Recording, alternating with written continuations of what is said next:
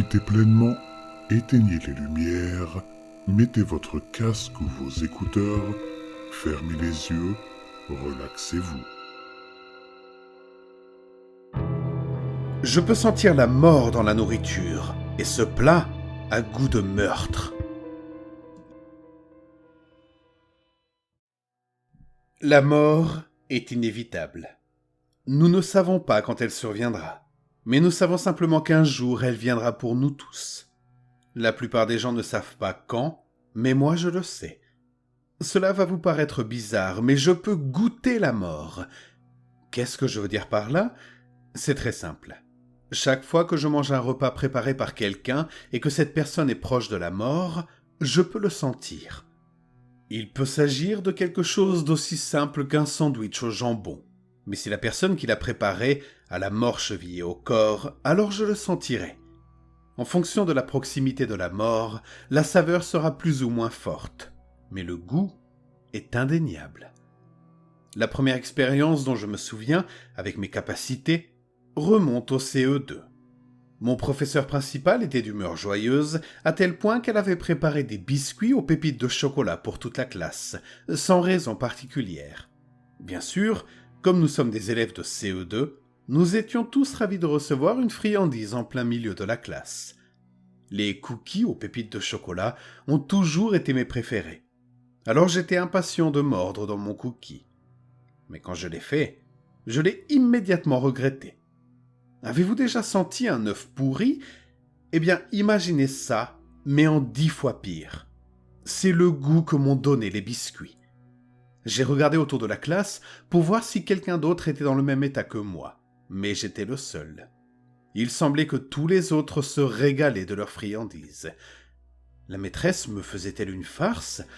Avait-elle fait exprès de me donner un mauvais biscuit ? J'ai pris mon biscuit et je l'ai senti. Il avait une odeur tout à fait normale. J'ai encore grignoté le biscuit. J'ai presque instantanément vomi, mais j'ai réussi à me retenir.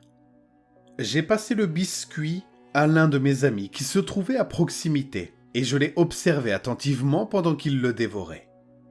Mon ami n'a eu aucune réaction bizarre en le mangeant. Comment cela était-il possible ? J'ai commencé à penser que quelque chose n'allait pas, que j'étais peut-être malade. J'ai passé le reste de la journée en évitant toute la nourriture. Ce soir-là, juste avant que je ne m'endorme, ma mère est entrée dans ma chambre. Elle m'a dit que l'école avait été annulée pour le lendemain. Quand je lui ai demandé pourquoi, elle a pris un air solennel.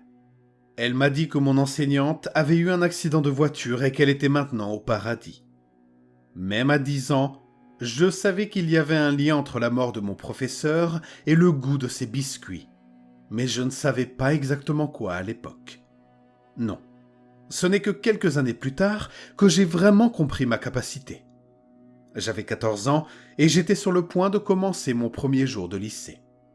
Ma mère était tellement excitée qu'elle s'était levée très tôt pour préparer mon petit déjeuner préféré. Des crêpes à la banane, du bacon croustillant à l'érable et des pommes de terre rissolées dorées. Elle avait mis le paquet. J'avais l'eau à la bouche avant même d'arriver dans la cuisine. Ma mère a toujours été la meilleure cuisinière. J'ai donc trouvé un peu étrange que ce repas ait un léger goût d'immonde. C'était un goût différent de celui des biscuits de mon professeur, mais ce n'était certainement pas un bon goût. Je le sentais à peine, mais il était là. Mon père et mon jeune frère ne se sont pas plaints de la nourriture. Ils ne l'auraient pas fait de toute façon. Je n'en ai donc pas tenu compte. Quelques mois plus tard, on a diagnostiqué un cancer du sein à ma mère. C'était une femme forte et elle voulait continuer à cuisiner pour nous. La saveur fétide de ses plats ne cessait cependant de s'aggraver, tout comme sa santé.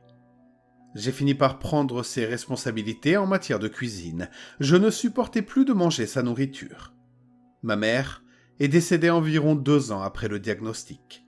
Ce fut l'une des pires périodes de ma vie, mais c'est à ce moment-là que j'ai vraiment commencé à comprendre mes capacités. En vieillissant, j'en ai appris encore plus sur mon pouvoir de goûter la mort. Il s'avère qu'il existe différents goûts de la mort et j'ai commencé à comprendre lesquels. Par exemple, Les biscuits de mon professeur avaient le goût d'un œuf pourri incroyablement mauvais, et elle avait été victime d'un accident brutal. La nourriture de ma mère, en revanche, avait un goût amer de médicaments, et elle était morte d'un cancer. Aucune de ces saveurs n'est bonne, il s'agit de la mort après tout. Je n'ai pas encore trouvé d'utilisation pratique à mon pouvoir, car je ne peux pas déterminer exactement quand et où quelqu'un va mourir. Je sais simplement que plus le goût est fort, plus la personne est proche de la mort. Je joue un peu à un jeu morbide avec moi-même. Chaque fois que je mange un plat que je n'ai pas cuisiné et que je sens le goût de la mort, j'essaie de deviner comment la personne va mourir. Je lis les nécrologies dans le journal pour voir si j'arrive à deviner. Je suis devenu assez bon dans ce domaine. La raison pour laquelle je vous dis ceci est que j'ai récemment eu une expérience avec ma capacité qui m'a un peu inquiété. Ma copine et moi avons décidé de faire une pizza maison. Nous l'avons faite ensemble. Nous avons même lancé la pâte en l'air à tour de rôle, comme on le voit souvent à la télévision. Je trouvais que la pizza était fantastique, elle avait l'air phénoménale. Dès qu'elle a fini de cuire, je l'ai instantanément sortie et j'ai commencé à l'éventer pour qu'elle refroidisse plus vite. Une fois qu'elle a atteint une température suffisante pour ne pas me brûler la bouche, j'ai commencé à la manger. La saveur m'a frappé presque immédiatement, mais pas celle que j'espérais. La pizza, elle avait un goût de meurtre. Ce n'est pas possible. J'ai pris une autre bouchée et c'était encore le cas. J'ai goûté suffisamment de plats préparés par des personnes assassinées pour connaître ce goût, mais je n'arrive toujours pas à l'accepter. Ma plus grande question était de savoir pour qui était cette saveur. Nous avions préparé la pizza ensemble. Aurais-je été assassiné, ma petite amie ou nous deux ? L'un d'entre nous aurait-il assassiné l'autre ? J'ai tellement de questions, mais je n'ai pas beaucoup de temps. La saveur du meurtre était assez forte, alors je sais que c'est pour bientôt. Maintenant que j'y pense, ma petite amie se comporte de manière assez étrange ces derniers temps. Elle est en ce moment au téléphone avec quelqu'un dans l'autre pièce, et elle essaie de parler à voix basse. Est-ce qu'elle est en train de préparer mon meurtre ? Je suis désolé, mais je ne peux pas rester les bras croisés et laisser faire. Dès qu'elle aura raccroché, j'en finirai une fois pour toutes. J'espère juste que le goût du meurtre disparaîtra.